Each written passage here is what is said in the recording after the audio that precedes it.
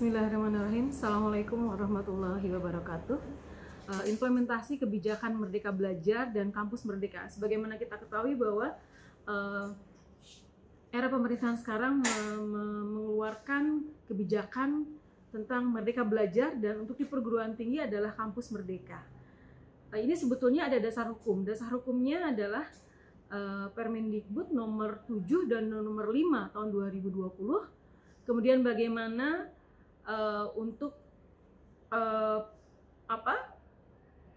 SKS sebagai jam belajar dan bukan, SKS sebagai jam kegiatan bukan jam belajar.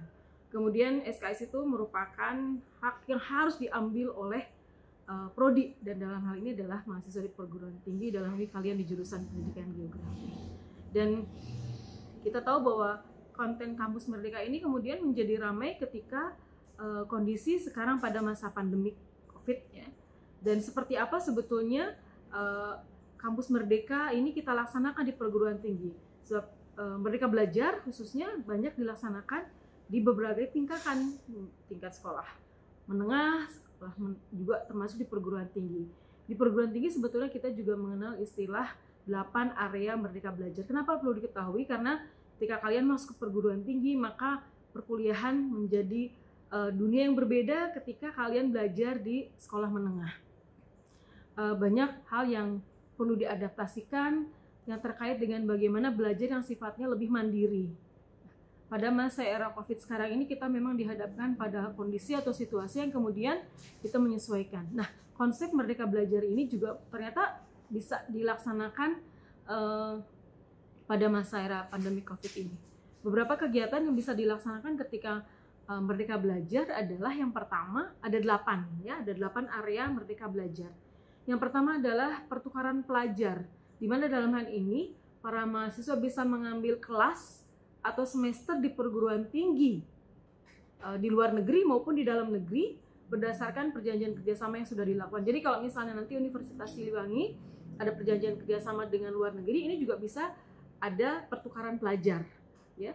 Dan ini bisa diatur dengan berbagai kebijakan-kebijakan yang kemudian diusulkan dari jurusan ke tingkat fakultas dan ke tingkat perguruan tinggi. Itu yang pertama. Yang kedua adalah kegiatan magang atau praktik kerja. Apa yang dimaksud dengan magang atau praktik kerja? Yaitu kegiatan magang di sebuah perusahaan, misalnya ya, atau yayasan nirlaba, atau organisasi multilateral, atau institusi pemerintah, ataupun perusahaan rintisan atau startup. Nah, dalam hal ini kita Fakultas Keguruan bisa menyesuaikan misalnya perusahaan-perusahaan yang terkait dengan pendidikan, ya, terkait di bidang pembelajaran, atau memang kegiatan ini mungkin lebih cocok bagi jurusan-jurusan non pendidikan. Nah, yang ketiga kegiatan area Merdeka Belajar adalah mengajar di sekolah. Ini menjadi penting sekali karena memang FKIP termasuk di dalamnya pendidikan geografi ini ada kegiatan Merdeka Belajar, yaitu kegiatan mengajar di sekolah dasar, di sekolah menengah, ataupun di sekolah yang menengah atas. Dalam hal ini bisa beberapa lama, termasuk beberapa bulan. Nah, sekolah ini bisa di sekolah di perkotaan maupun di daerah terpencil. Jadi nanti kalian bisa masuk kepada kegiatan ini. Kalau dalam kegiatan reguler biasa sebelum konsep Merdeka Belajar ini diluncurkan, sebetulnya ini adalah kegiatan praktek pengenalan lapangan atau praktek mengajar di persekolahan-persekolahan. Dan ini sebetulnya menjadi tepat ketika area Merdeka Belajar ini dilontorkan. Kita sudah punya program sebetulnya FKIP, yaitu dengan mengajar di sekolah-sekolah. Hanya mungkin nanti diatur lagi sebagai bagian dari konsep pengembangan konsep Merdeka Belajar. Kemudian yang keempat adalah penelitian atau riset.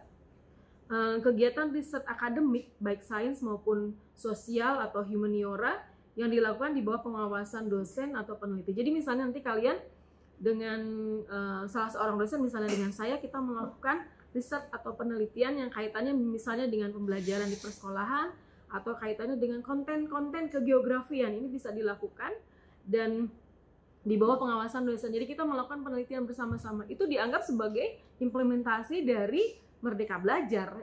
Kemudian yang kelima adalah proyek kemanusiaan. Jadi kita sendiri geografi sebetulnya merupakan bidang ilmu sosial humaniora, walaupun kita memang terkait juga dengan unsur lingkungan. Nah, proyek kemanusiaan yang dimaksud adalah kegiatan sosial untuk sebuah yayasan atau organisasi kemanusiaan yang disetujui oleh perguruan tinggi, ya, baik di dalam maupun di luar negeri. Jadi kita bisa melakukan proyek kemanusiaan, kita pilih satu yayasan atau organisasi kemanusiaan yang mungkin lebih dekat kepada pendidikan atau lebih dekat kepada ilmu geografi. Dan ini diajukan ke perguruan tinggi, kemudian nanti itu menjadi tempat kalian untuk melakukan praktek sebagai implementasi dari Merdeka Belajar. Kemudian yang keenam adalah kegiatan wirausaha. Kegiatan wirausaha ini sebetulnya ini juga kaitannya erat dengan visi misi Universitas Siliwangi, termasuk visi misi Fakultas Keguruan dan juga visi misi jurusan pendidikan geografi. Di dalamnya ada berjiwa wirausaha, dan ini bisa kalian implementasikan dengan cara mahasiswa mengembangkan kegiatan kewirausahaan secara mandiri. Untuk program Merdeka Belajar Kampus Merdeka ini sesuai dengan edaran Dirjen Dikti nomor 1404/E2/PP/2020 ini sudah ada pedomannya. Tapi apa dan bagaimana Kampus Merdeka dan Merdeka Belajar itu, yang perlu kawan-kawan ketahui adalah bahwa sekarang untuk belajar di universitas tidak cukup hanya memperoleh materi di perkuliahan kelas secara konvensional, tetapi para mahasiswa dituntut untuk dapat langsung terjun ke masyarakat untuk memahami dan menguasai atau dalam dunia kerja yang nanti akan diakses atau dihadapi. Khususnya lebih banyak mengarah kepada kurikulum, konten atau jurusan yang bersifat vokasi. Vokasi itu Anda mengenal ada D3, ada politeknik ya, dan lain sebagainya. Atau khusus bidang studi yang praktek ataupun langsung punya skill untuk langsung bekerja. Tapi kita sebagai Anda calon sarjana pendidikan geografi nanti akan lulus dengan sarjana pendidikan geografinya.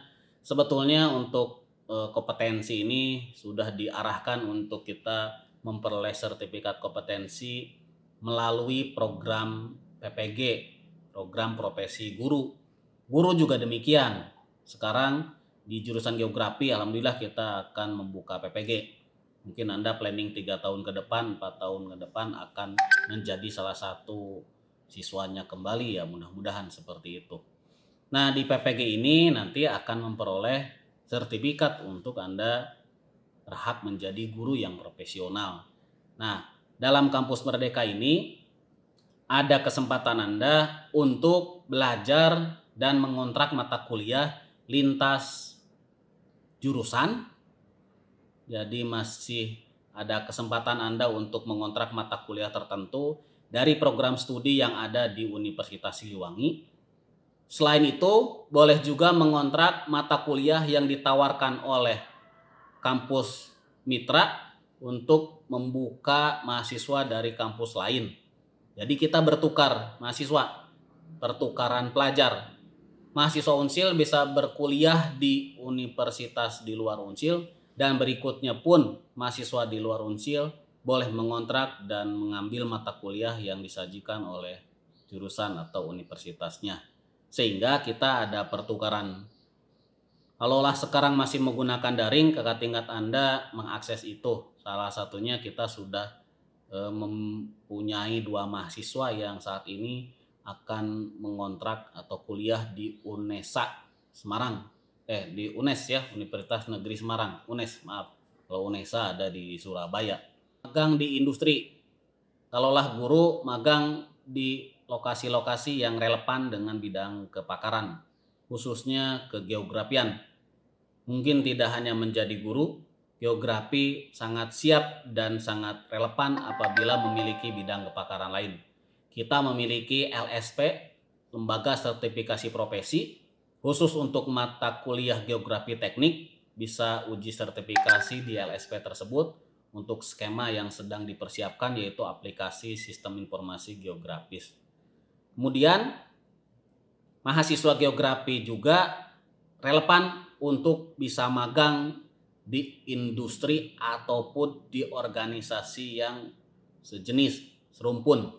Semisal wilayahnya pariwisata, kita bisa magang di lokasi pariwisata atau di perkantoran yang mata kuliah atau keilmuannya kita sudah kuasai. Tadi saya terangkan kartografi sangat relevan. Anda tingkat 1 sudah menguasai meteorologi, geologi atau medklim, meteorologi dan klimatologi, Anda pun bisa bekerja di kantor-kantor yang mempunyai pekerjaan di bidang tersebut.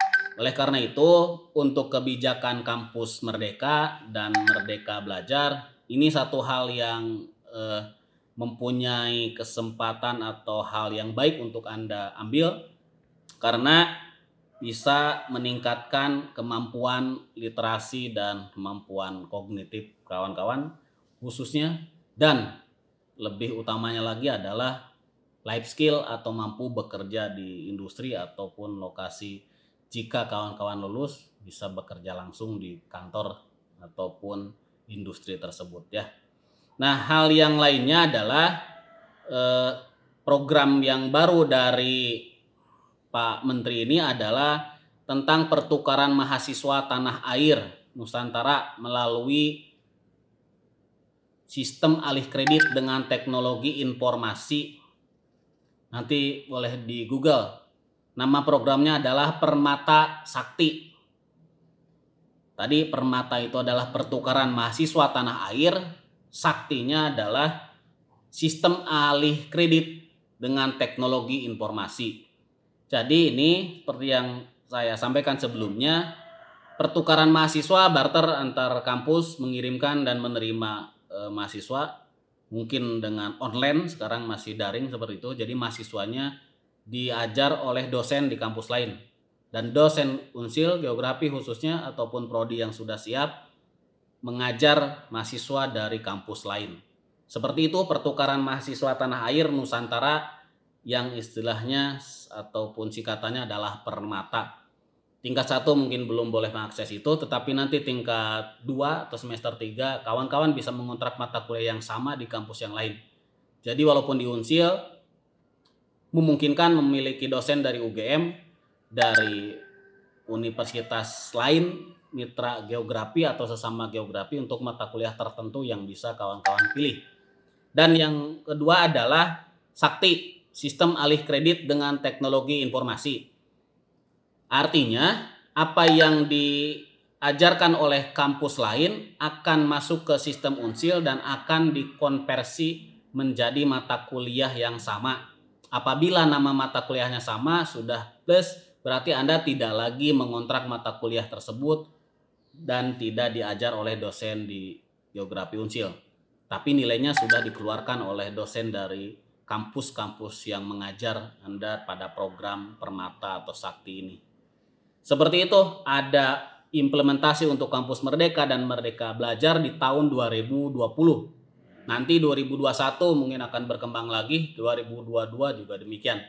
Untuk implementasi secara utuh, geografi masih mempersiapkan semua perangkat pendukung. Jadi untuk sekarang proses perkuliahan Anda seperti yang diterangkan di awal, proses kuliahan kita masih menggunakan proses yang konvensional walaupun dengan sistem yang daring. Kawan-kawan mahasiswa tingkat 1 belum mengakses dan belum mengimplementasikan Merdeka Belajar. Akan diakses oleh kakak tingkat Anda di semester 5 dan 7. Demikian implementasi atau paparan tentang implementasi Kampus Merdeka Belajar. Semoga kita memang benar-benar merdeka dalam belajar, dan harapan kita semua adalah proses Kampus Merdeka dan Merdeka Belajar ini sesuai dengan harapan Mas Menteri untuk dapat meningkatkan kemampuan dan penguasaan skill mahasiswa geografi. Mau tidak mau dan secara kodrat Anda dipersiapkan untuk menjadi guru yang unggul dan berdaya saing tinggi di Indonesia sebagai sarjana pendidikan geografi. Semoga hal itu terrealisasi